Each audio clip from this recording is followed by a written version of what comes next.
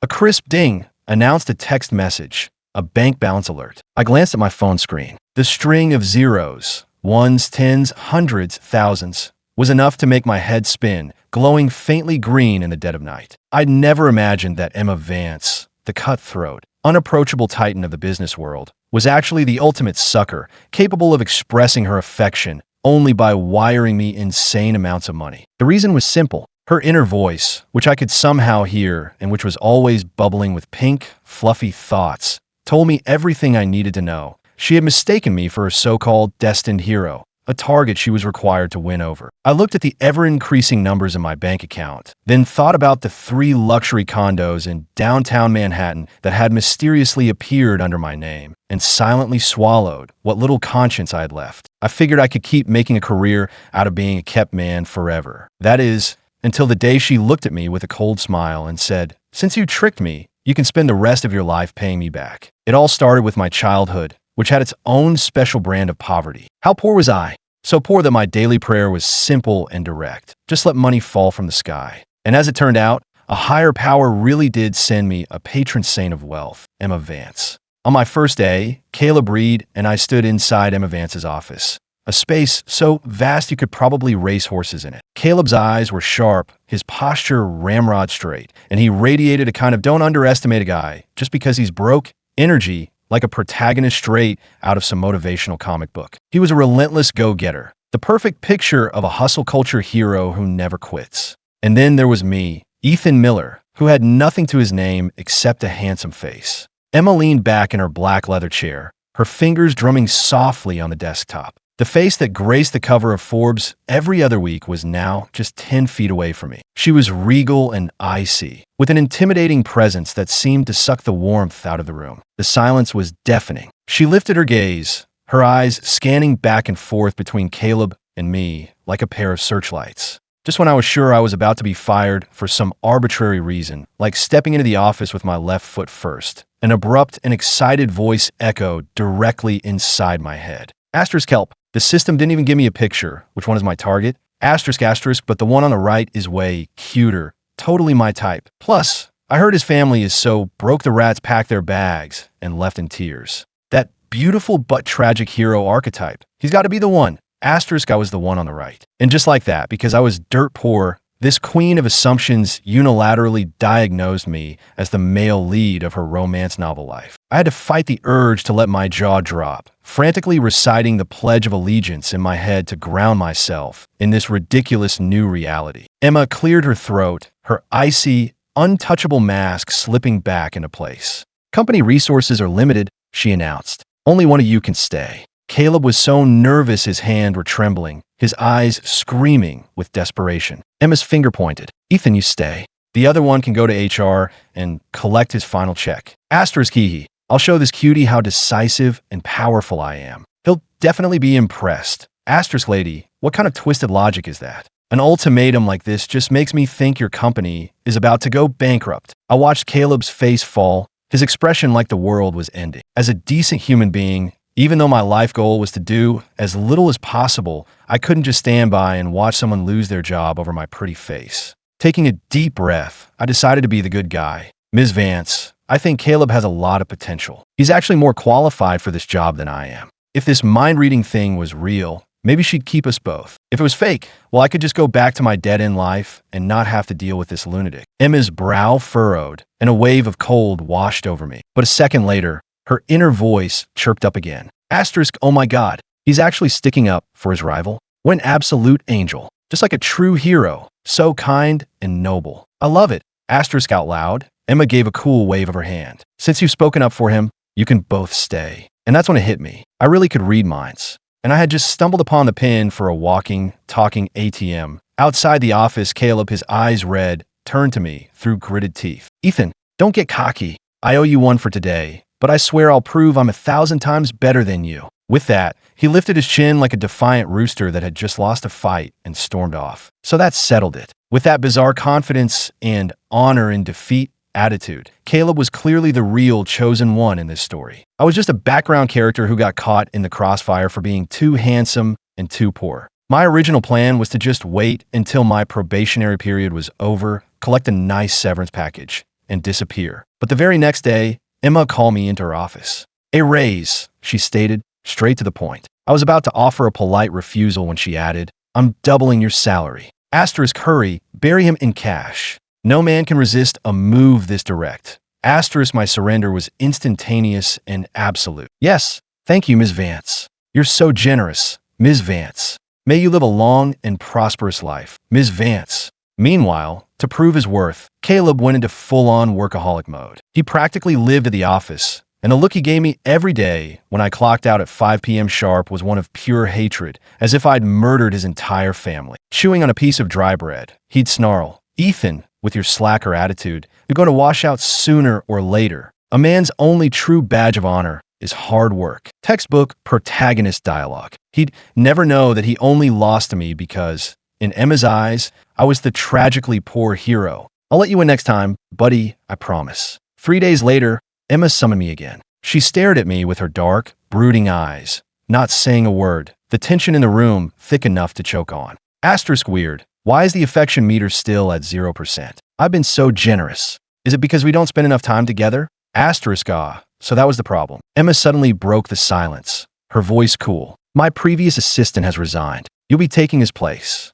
Asterisk once he's my assistant, he'll have to look at my gorgeous face all day. There's no way he'll be able to resist. Asterisk confidence is great, lady, but you're bordering on delusional. I accepted the position without a shred of guilt, even as the now former assistant standing next to me looked utterly baffled, apparently having no idea he'd just been fired. When Caleb heard the news, he was so furious he crushed a paper cup in the break room. He pointed a trembling finger at me, speechless, before finally letting out a strangled sob and running off with his face in his hands. In that moment, I felt like a cartoon villain corrupting an innocent soul. It was awesome. After I became her personal assistant, Emma's attempts to win me over grew even more intense. 2 weeks later, faced with a progress bar that still hadn't budged, she finally broke down and asked tentatively, "Is there anything you're particularly fond of?" Without even thinking, I blurted out, "Money." The air in the room instantly froze. Crap, that was a mistake. No self-respecting, noble protagonist who's supposed to be above material things would ever say that. The greedy cat was finally out of the bag. But to my surprise, Emma's eyes widened as her mind exploded with joy. Asterisk, so unique, so refreshing, so genuine. He's nothing like those other guys who pretend they don't care about money, but secretly do. He's so honest. Asterisk, are you kidding me? That worked? I've wired it to you. My phone buzzed. A massive sum had just been deposited. My hands trembled as I stared at the number, feeling my soul ascend to a higher plane of existence. Emma frowned. Asterisk, his hands are shaking. He must feel ashamed for taking the money. These prideful hero types are always the trickiest. Asterisk, I immediately adopted a look of grim determination and said quickly, "Could you please add a note in the transfer details? Willingly gifted, no repayment necessary." Emma was speechless. To maintain some semblance of sanity in this ridiculous world, I decided to give a third of the money to Caleb. After all, I was basically living his destiny. In response, Caleb threw the debit card right back in my face, his eyes blazing with righteous fury. "Ethan, don't you dare try to insult my noble spirit with your filthy money. Take it and get out of my sight." In that moment, being literally hit in the face with money, I grinned like an idiot. Now that's a true protagonist. Scorns wealth as if it were dirt. Well, I suppose I'll have to reluctantly take this burden off your hands. Fleecing a billionaire was a civic duty, and I, Ethan Miller, was happy to serve. 3 years flew by.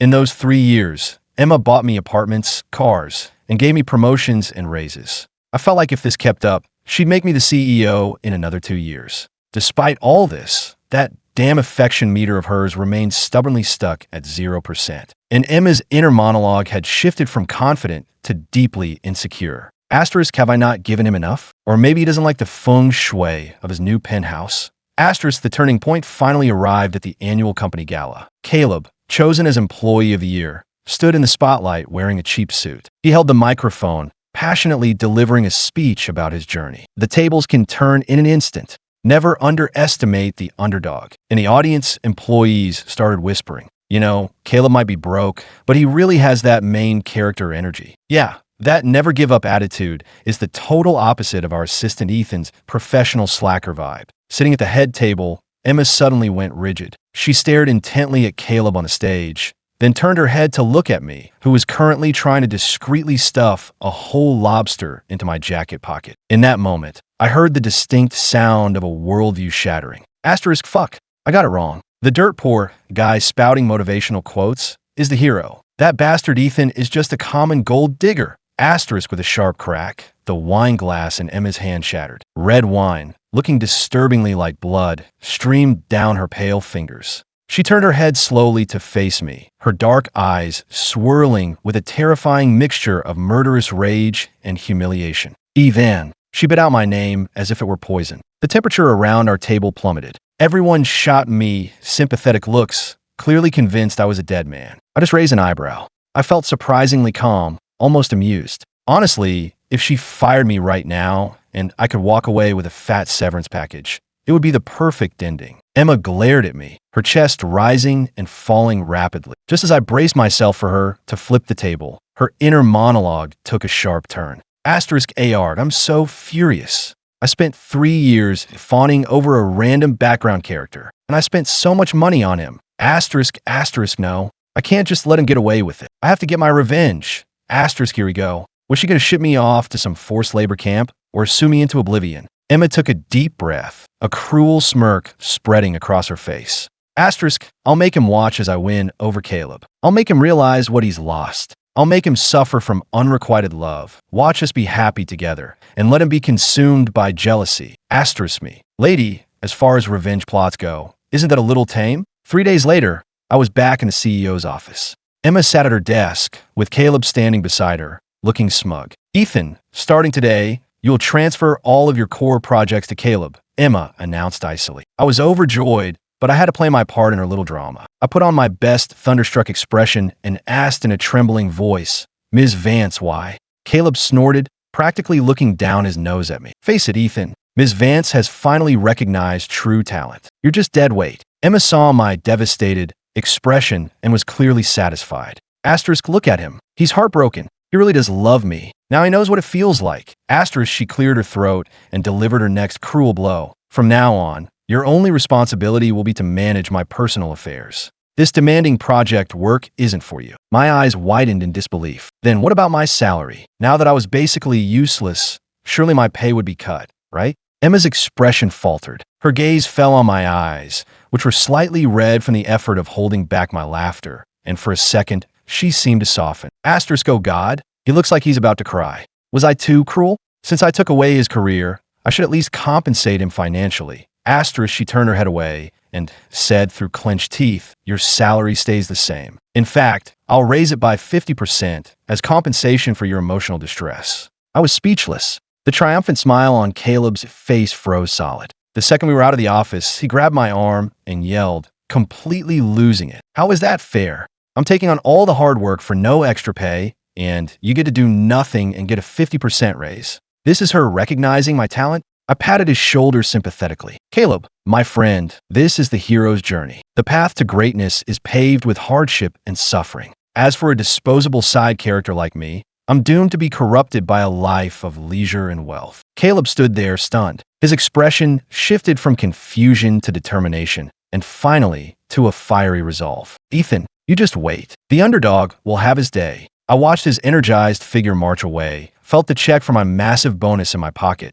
and sighed. This cursed, soul-crushingly dull life of luxury. It was just the best. So, Emma wanted to see me heartbroken? Fine. I would give her an Oscar-worthy performance. The moment her gaze drifted toward Caleb, my own eyes would droop with a look of quiet, tragic forbearance. If she even mentioned Caleb's name, my hand would accidentally tremble, spilling coffee everywhere. And if she dared to smile at him, my eyes would instantly well up, as if her happiness was a dagger to my heart. I was going to show her the true meaning of unrequited love and devastating heartbreak, and it worked beautifully. Emma would turn from Caleb and catch my grief-stricken expression, and her cool, arrogant composure would shatter. For a split second, the panic in her eyes was so thick you could taste it. I saw it all, and I loved every second of it. What are you so flustered about, Emma?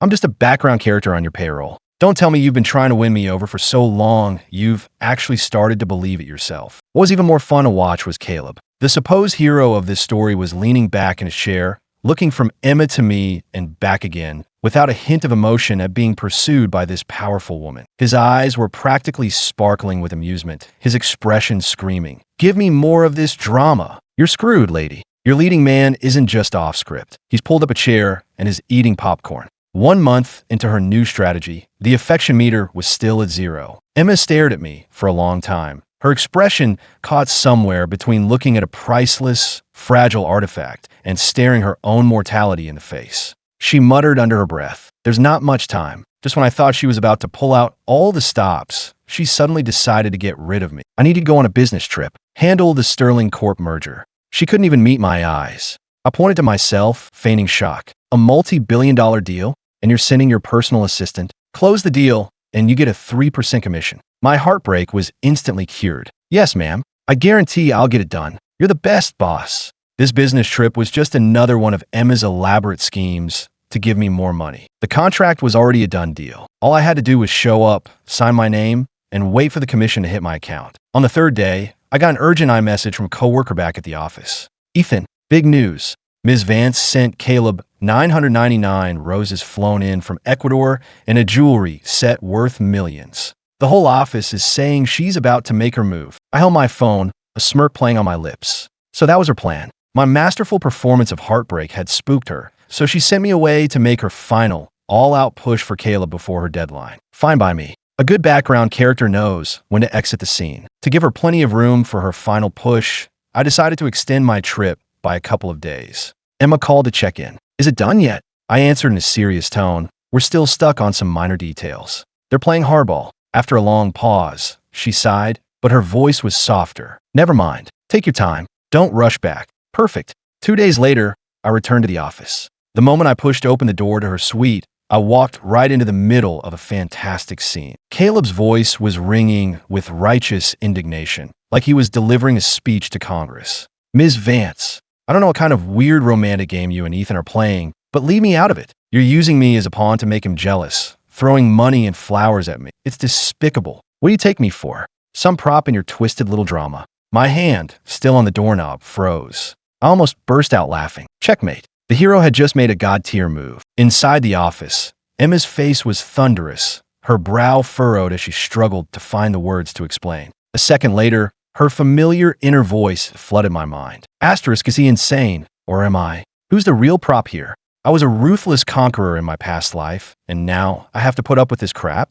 Asterisk, a puff escaped my lips. I couldn't help it. I laughed. Dead silence. Complete and utter silence. Caleb whipped his head around. When he saw me, a flash of embarrassment crossed his face before he straightened his posture. "Ethan, don't get the wrong idea. I was just defending your honor. There's nothing going on between me and Ms. Vance. I haven't even looked at this jewelry." He then turned to Emma. "Ms. Vance, go on, explain. Tell Ethan this is all a misunderstanding." Emma slowly lifted her head, her eyes looking past Caleb to lock onto mine. Her expression was a complicated storm of resignation, despair, and was that a hint of affection? After a long moment, she exhaled and said through clenched teeth, "Yes, it's a misunderstanding." Perfect. The leading lady had just sabotaged her own plot. Caleb looked immensely relieved, shot me a self-satisfied, "I told you so" glance, and clapped me on the shoulder as he walked past, mouthing, "Good luck, man. I've done all I can." The door clicked shut, leaving just Emma and me in the office. The atmosphere was frozen solid. I knew this was probably my final performance. I took a deep breath, let my eyes well up, and allowed my body to sway slightly, like a delicate flower in a hurricane. "Ms. Vance," I began, my voice trembling with manufactured pain. "Please just fire me. I know you really love Caleb, and I can't bear to watch you two together. Every day is torture. I can't even sleep at night. Please, put me out of my misery and let me go." Emma's head snapped up, her fingertips trembling. A look of profound helplessness washed over her face, as if my words had been a physical blow. But in the end, she just dropped her gaze, her voice raspy. "Fine, just come with me to the dinner with Mr. Davies tonight. After that, you can leave." The dinner was unbearably tense. Emma, who is normally so composed, was throwing back hard liquor like it was water. The other executives at the table were silent, afraid to even breathe too loudly. Mr. Davies discreetly tugged on my sleeve, sweating bullets. "Ethan, did the deal fall through? Or is Ms. Vance planning to murder someone?" I kept my face blank. "She's in a bad mood. Did you two have a fight?" Mr. Davies asked, his eyes wide with curiosity. It's a misunderstanding, I said, waving my hand dismissively and affecting a somber tone. There's nothing between Ms. Vance and me. Her heart belongs to another. Mr. Davies gave me a look that said, Are you kidding me? He leaned in and whispered, Nothing between you? If the way she looks at you is nothing, I'll eat this table. Remember last year, when that idiot tried to force you to drink? Ms. Vance went ballistic and smashed a glass over his head. The look in her, she was ready to kill. The memory came flooding back. He was right, I remembered. The Emma from that day had been terrifying and dark, like something summoned from the depths of hell. Blood had streamed down the man's face, and the entire room had held its breath in stunned silence. Only I had dared to tug on her sleeve and whisper, Emma, you're scaring me. In that instant, the demon vanished, replaced by something soft and gentle. All the rage drained from her face, and she just said, Okay, don't be scared. Thinking about it now, my chest felt tight. Emma, I'm done playing a part in your main character world, but I'll have this one last drink with you. The night ended with her being perfectly sober and me being completely wasted. The late night wind was biting cold. I sat on the curb, a blubbering, drunken mess. There was no real reason for it, just too much alcohol and self-pity. A pair of cool hands touched my face, frantically trying to wipe away the tears. Emma was crouching in front of me, her voice hoarse and trembling with disbelief. Ethan, do you really love me this much? My brain was mush. All I knew was that her hand felt good against my cheek, so I leaned into it, nuzzling her palm like a cat. Under the dim glow of the streetlight, her eyes were alarmingly red. She cupped my face in her hands, as if making a decision she was staking her entire life on. Her words were as soft as a whisper, but landed with the weight of a mountain. Ethan, stop crying. I'm not going after Caleb anymore. Let the mission fail. Just please stop crying. I woke up the next morning with a splitting headache. The moment the memories of last night came rushing back, I wanted to die. 30 missed calls. One text message. I'm waiting downstairs. It had been sent 4 hours ago. I leaped out of bed and ran to the window. Down below, next to her black Maybach, Emma was still there. The autumn wind blew, scattering golden leaves onto her shoulders. She held an unlit cigarette between her fingers, her expression so still she looked like a statue. What was she waiting for? Her own execution? I sprinted downstairs, calling her name breathlessly. Emma. She looked up. The moment she saw me, the emptiness in her eyes shattered, replaced by the softest smile I had ever seen. You're awake. My heart seized as last night's memories assaulted me. I forced myself to speak. Look, about last night, I was drunk and acting like an idiot. Don't take any of it seriously. I watched the color drain from her face and, like a fool, kept digging my own grave. You were pretty drunk too, talking all that nonsense about a mission. It was hilarious. We're just friends, right? The smile on Emma's lips froze, then slowly faded until nothing was left but a gray emptiness. She gave a bitter, self-mocking laugh. Oh, I see. It was all just nonsense. She turned away, her posture so defeated she looked like a wilting flower. Emma, I called out to her, retreating back, a sudden, overwhelming panic seizing me. Did she really have a death wish?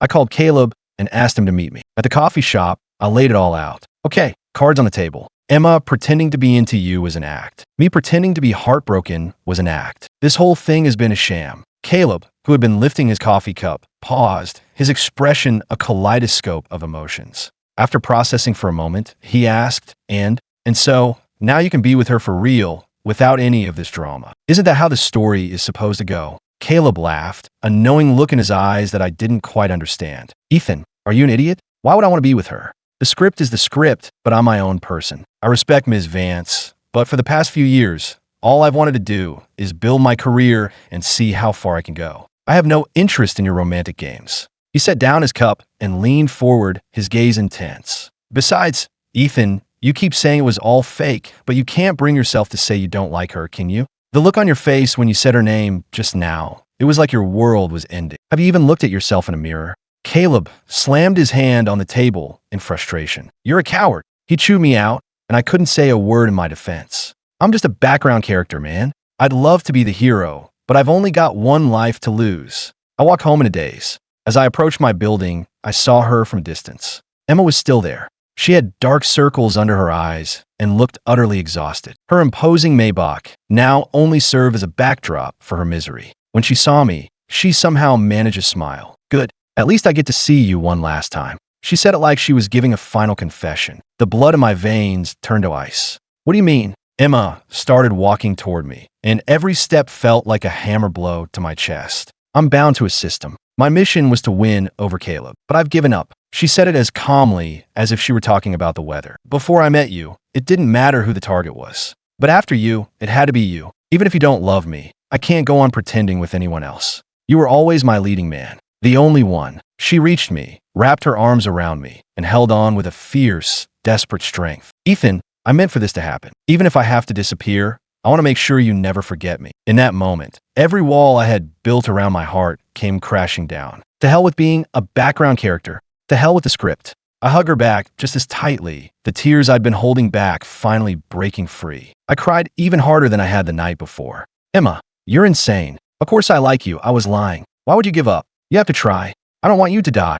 I sobbed until I couldn't breathe, until I thought I had no tears left. An hour later, I was still crying, my voice raw and hoarse. Emma was still in my arms, warm and very much alive. 2 hours later, I was too exhausted to produce more tears and was just making dry, heaving sounds. Emma was still perfectly fine, and I thought I saw her stifle a yawn. 3 hours later, a sudden jolt went through her body. She stared at a point in empty space, her expression shifting from despair to utter confusion. Ethan, what is it? Is it time? Are you leaving? I started to wind up for another round of sobbing. You cried too soon. The system says the penalty for failing the mission isn't death. I nearly choked. Then what is it? Am I going to be put in a coma? Paralyzed from the neck down? Emma blinked innocently. Confiscation of all personal assets. I froze. What? The money, she repeated. It's all gone. How was it any different from death? My sugar mama. My easy life. My entire source of joy. Emma watched me cautiously.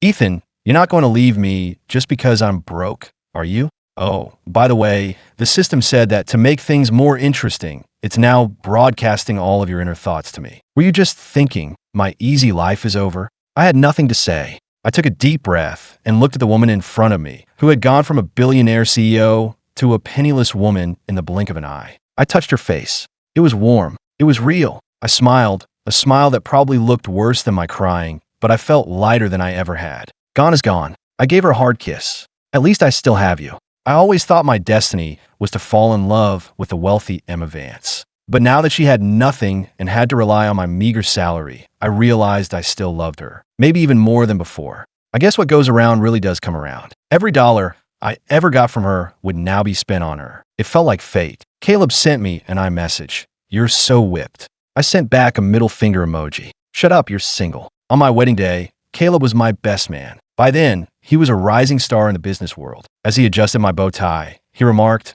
"Who would have thought the biggest gold digger I know would end up marrying a woman with no money?" I shot him a look. And who would have thought the supposed romantic hero would end up a career-obsessed workaholic? Caleb smiled, a new kind of light in his eyes. It's better this way, isn't it? This is the life we chose for ourselves, not some script someone else wrote for us. Caleb, I asked, how long have you known? He patted my chest, his expression thoughtful. Ethan, the moment I decided to stop orbiting Emma and start climbing to see the view for myself, that's when I became my own person. What about you? He asked. I thought for a second, then grinned. Probably the moment I realized I couldn't stand to lose all that money. The moment I realized I couldn't stand to lose her. We shared a smile. The chapel doors swung open and the music started. I took a deep breath and walked confidently toward the woman waiting for me at the altar. Emma, I'm here for you. Good, she called back, her smile radiant. Because for the rest of our lives, it's my turn to live off you.